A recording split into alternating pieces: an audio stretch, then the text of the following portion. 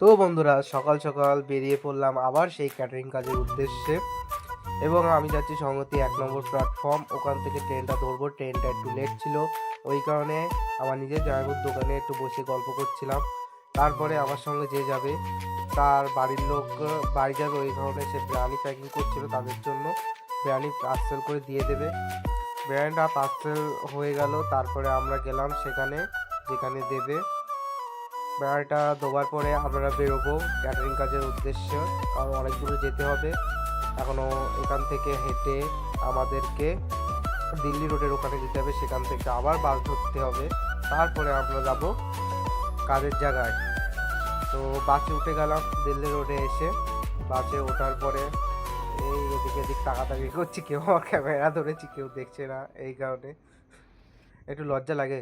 তো ওই কারণে তারপরে আমরা বাস থেকে নেমে আমাদের নামিয়ে দিয়েছে 1 নম্বরে, কিন্তু আমরা নামতাম গেট 2-তে, ইকো পার্ক।